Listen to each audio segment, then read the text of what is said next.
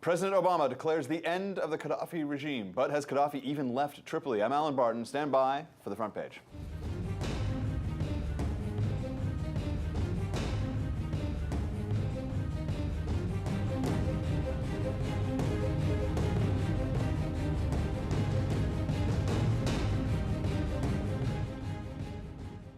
Joining me from Washington, D.C. is Dr. Jonathan Schanzer, Vice President of Research at the Foundation for Defense of Democracies. Jonathan, thanks for being here. A pretty chaotic situation over there. Libyan rebels say they've overrun Gaddafi's command compound. They're wearing his hats, but Gaddafi and his sons are nowhere to be found. Large parts of the country still could be in the hands of regime loyalists. So why don't you fill us in on the latest and what's happening over there? Sure. Well, obviously there was a lot of confusion following the reports from the rebels that they had captured some of Gaddafi's sons, and then we found that in fact Saif al-Gaddafi was taking journalists around a four-star hotel. So it's still been hit and miss in terms of what the rebels have been reporting and in fact what's happening on the ground. But as best we can tell, it appears that obviously Gaddafi's compound has been overrun. I was joking that some of the rebels were handing out muumuus for all of Libya to wear, but in all seriousness, we've got it appears that now the rebels have honed in on an apartment complex, which may or may not be controlled by Gaddafi. But I think it's safe to say that they're gaining more and more control over all of Libya, and it appears close to a victory for them. Well, and I think a lot of people are concerned the entire whole sort of Arab Spring events of the last year. I think a lot of people are happy to see these guys go. But the big thing is what happens next. There are references in Sharia law in Libya's draft constitution. Former UN Ambassador John Bolton, for one, says it's an open question of who's going to control Libya. Let's take a listen to what the ambassador said. Our main interest at the moment is making sure that terrorists don't take root in Libya and use it as a base for operation. And I think that question is up in the air as we speak. What do you think of the ambassador and his concern there, and what will happen if we assume that Gaddafi is going to be killed or deposed or sent off somewhere? Well, I think Ambassador Bolton is absolutely correct. I've been warning about this for months. One of the concerns that I have is how much influence there is for the group called the Libyan Islamic Fighting Group. This is an affiliate of al-Qaeda that we helped crack down on with Gaddafi in the early part of this decade with some success. And over the years, Gaddafi put away many of them behind bars. This is a jihadi group that seeks an Islamist Libya as part of a larger global caliphate, not unlike the other al-Qaeda affiliate groups around the world.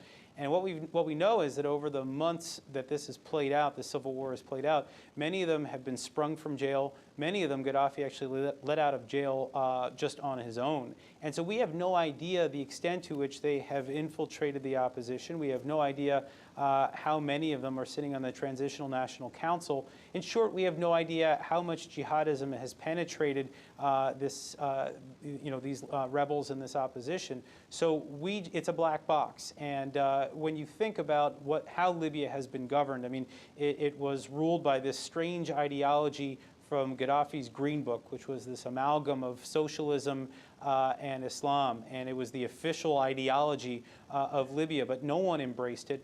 But at the same time, no other ideology was really allowed to thrive. So we're about to open up Pandora's box, and we have no idea what the leanings of the common Libyan will be. And this is the concern we have for the days and weeks to come. All right, why don't we bring in our studio panelists here. Don Watkins, an analyst at the Ayn Rand Center for Individual Rights, and as always, Terry Jones, Associate Editor of Investors Business Daily. Terry, we'll start with you. The President has called for a peaceful transition to democracy in Libya. Well, thank you, Mr. President. I mean, can you call for other things? World peace. He has called for world peace. What he's called for and what's going to happen are two very different things, of course. I don't think Gaddafi's going to go gently into the night. What do you think of what's going to happen over here, and perhaps here or as part of the whole overall Arab Spring events?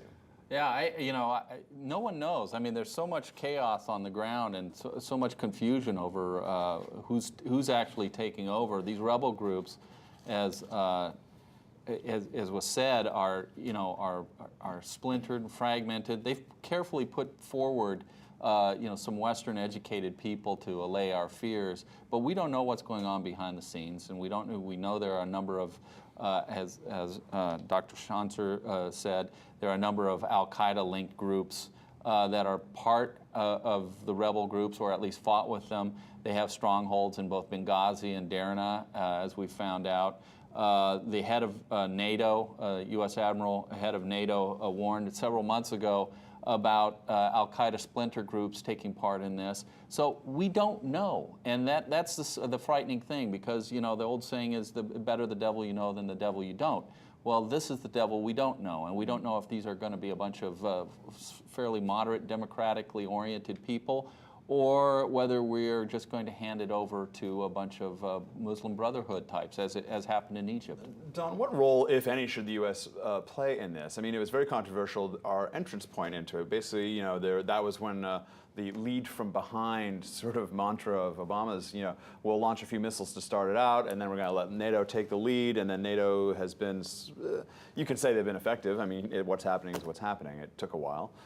What should our role be going forward? Do we have a role, and is it important to stand up for democratic principles where we can, even though it's unlikely to succeed? Well, certainly democracy should not be anything close to our primary goal. I mean, in the Middle East and in surrounding areas in the Islamic world, democracies often lead to our enemies coming into power, and we've seen that time and time again.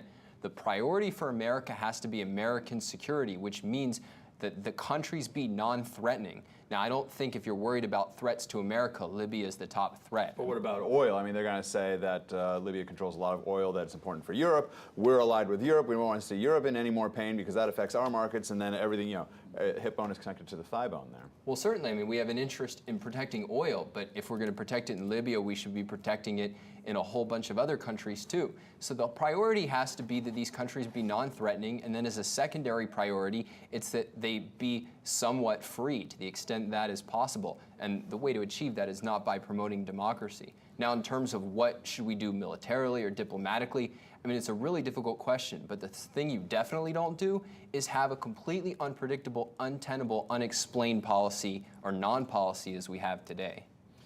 Jonathan, going back to you, what do you think in terms of the question of oil? I mean, this is why Libya is really important to a lot of people, particularly in Europe.